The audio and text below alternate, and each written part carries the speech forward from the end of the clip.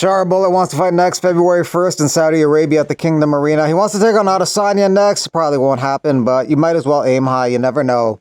Cedric Dumas signs a new UFC contract. He's taking on Zachary Reese on January 18th. Reese is a pretty crazy fighter. Almost all his fights end in the first minute. He has victories in 20 seconds, a minute 14, 52 seconds, 33 seconds, 50 seconds. Only his last fight went the distance against Jose Medina because he's so tough. Reese had an interesting amateur career. Fought Calvin Holland in 2012, and then for 5 years he had 8 canceled fights. Then 5 years later he took his next fight. PFL's next show in Saudi Arabia, Friday, November 29th. He got 6 title fights on the line, so it should be a pretty interesting card. Michael Bisping says, I had a disc replacement 6 weeks ago, which provided 0 relief. I got 2 fusions today. Fingers crossed. Derek Lewis taking on Jonathan Denise this Saturday in Edmonton, Alberta. It's going to end in a knockout. Derek Lewis has the most knockouts in UFC history, and the closest guys to him who are active on the roster, Dustin Poirier, who's going to retire soon, and Max Holloway, who's not going to retire soon. DDP wants Khamzat next. He wants to take that O from him. He's a minus 200 favorite in that one. Khamzat is, and against Sean Strickland, Khamzat is a minus 250 favorite. If DDP and Khamzat fought, DDP would bring up Ramzan Kadyrov as well as his son, so it'd probably be some crazy press conferences leading up to that fight. With Robelis Despaigne no longer on the UFC roster, Karate Combat's an option for him, and the president of Karate Combat, Asim Zaidi, says he may have some news soon regarding that. It's a good fit for Robelis. No takedowns. He can just strike and do what he does, and they don't have to match him up against great competition or anything. He could just knock out bums. Karate Combat trying to create their own type of Apex facility, 17,000 square feet in Miami, Florida. Ailín Pérez going to be taking on Karol Hossa January 18th. She's coming off a victory over Daria Zhelezhnakova, won by rear naked choke and then shoved her ass in her face. Shavkat Rakhmonov looking pretty big beside Nasruddin Imavov. We'll see how he matches up against Malal Muhammad December 7th, UFC 310. Guido Canetti, who had 10 fights in the UFC, fighting at FFC 84 in Buenos Aires, Argentina, November 13th. It is confirmed that Rafael dos Anjos got a torn ACL from his fight with Jeff Neal over the weekend, so he requires surgery soon. RDA is a legend of the sport, though. Respect to him. Former UFC champion who defended his belt, and he's fought so many tough guys in the UFC, so many champions in the UFC, and he's fought more than anybody in the UFC, 8 hours and 43 minutes. Eventually, I think Holloway will catch up to him, but for now, RDA is the greatest in terms of being the Iron Man.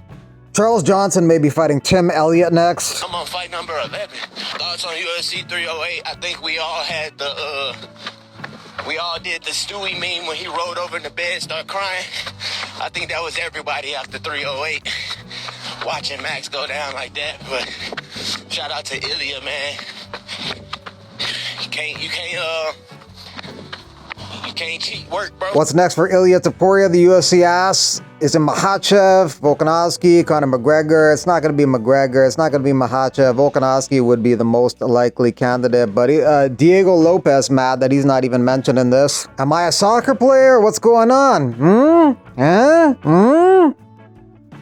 He may take on Volkanovski next, and the winner of that may take on Ilya Topuria, because Topuria might be taking a little break. And if he takes a little break, maybe Volk and Diego Lopes fight for an interim title. That's what they want to do. An obvious date for that would be February 9th, UFC 312, Sydney, Australia.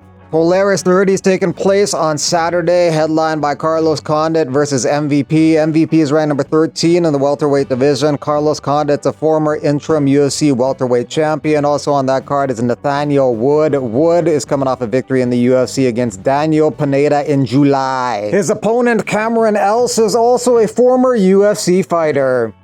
Speaking of Michael Venom Page, he has some interest in fighting Shara Bullet Magomedov. He would have to move up to middleweight for that one, but it could be a very interesting striking duel between the two. Max Holloway not sitting around moping after his loss to Ilya Topuria. He's surfing in Abu Dhabi. A lot of fans upset that he lost, but Max is keeping a very positive attitude as usual. One fan tells him, I teared up when you lost. Shit broke my heart. Just a part of life, man. There would be no rainbow without the rain. We coming back. Salute. UFC Tampa, December 14th. Some tickets are going on sale already. They need a main event for that card. Some tickets are low as $75, which is relatively cheap for some of the UFC events. Some of the fights on that card are Tracy Cortez versus Miranda Maverick, Kopp versus Silva, Swanson versus Quarantillo, as well as Mackenzie Dern versus Amanda Hebos. That's number 6 and 8 in the strawweight division. That card just now added Michael Johnson versus Ataman Azaitar. Azaitar started his UFC career off with a bang, couple big knockouts, but then he got knocked out in his next 2 fights. Michael Johnson's last few years has pretty much been win-loss, win-loss, win-loss, win-loss. This is going to be his 30th UFC fight, and he's fought a lot of good guys. Gaethje, Habib, Poirier, Ferguson, Diaz, to name a few. He has a UFC record of 14 wins and 15 losses, kind of falling in line with what Kevin Lee said about him years ago. Mike Johnson talking about he gonna kill somebody. He got 30 fights, lost half of them. Ain't killed the motherfucker yet. Michael Chandler looking to avenge his loss to Charles Oliveira in a couple weeks. UFC 309, November 16. Good morning, boys and girls.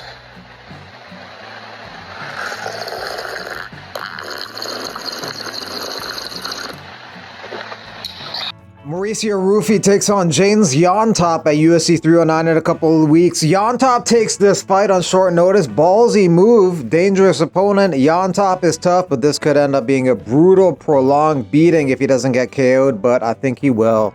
Jon Jones studying Stipe's last fight against Francis Ngannou, which was a knockout loss. Gordon Ryan has been training with Jon Jones a lot, which makes some people think Jones is looking to take the fight to the ground and get a submission, although Stipe has never been tapped out in his career. The Ngannou fight was in 2021. It's crazy that that fight took place at the UFC Apex in front of basically nobody, but that made the fight and knockout seem even more brutal. Yo guys, so I'm 37 years old. I train really hard 6 days a week. Some morning it's just hard to stand up and get out of the bed, and that's why I'm really proud of this new company I work for. We haven't announced it yet. I only endorse companies that I actually really believe in, and this ketone drink has been an absolute game changer. Mental clarity, gives you just that extra kick without jitters. Not addictive. Ketones is something that our body naturally produces, and I'm so glad that I found it. And I really want to encourage you guys to give it a try. Cheers, we'll say. Let's have a blessed day today. Let's have a productive day today. Let's go. Lerone Murphy wants to fight February 1st in Saudi Arabia against Josh Emmett. Lauren Murphy wants to fight one more time and then retire. She fought last year against Jessica Andrade. She's very tough. She hung in there to the bitter end, but she took a colossal beating in that fight. 30-25, 30-25, 30-26, 2 10-8 rounds for Jessica Andrade. My mommy cooking every day Turkish food, Turkish Adana, Turkish kebab, and I think my power comes from Turkish food. I'm in the car right now. I'm doing 90 on the freeway. Hey, Slim, I drank a fifth of vodka. You ready to drive?